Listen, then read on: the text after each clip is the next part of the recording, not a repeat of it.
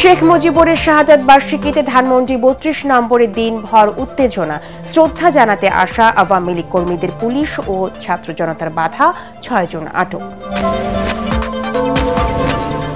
অনাড়ম্বর আয়োজনে খালেদা জিয়ার ৮১তম জন্মদিন পালন করল বিএনপি। নির্বাচন বানচালের ষড়যন্ত্র ঐক্যবদ্ধভাবে মোকাবেলার আহ্বান দলটির নেতাদের।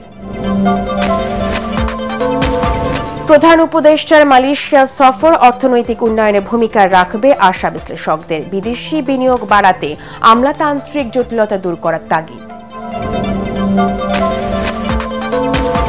রাজশাহীতে স্ত্রী ও ২ সন্তানকে হত্যা করে আত্মহত্যা করলেন ঋণগ্রস্ত এক কৃষক। শরীয়তপুরে চালক সিন্ডিকেট অ্যাম্বুলেন্স আটকে রাখায় নবজাতকের মৃত্যু। এবং ৬ বছর পর ডাকসু নির্বাচনকে ঘিরে ঢাকা বিশ্ববিদ্যালয়ের শিক্ষার্থীদের মাঝে ব্যাপক উৎসাহ উদ্দীপনা। প্রার্থী হতে পারবে না জুলাই বিপ্লব দমনে জড়িতরা।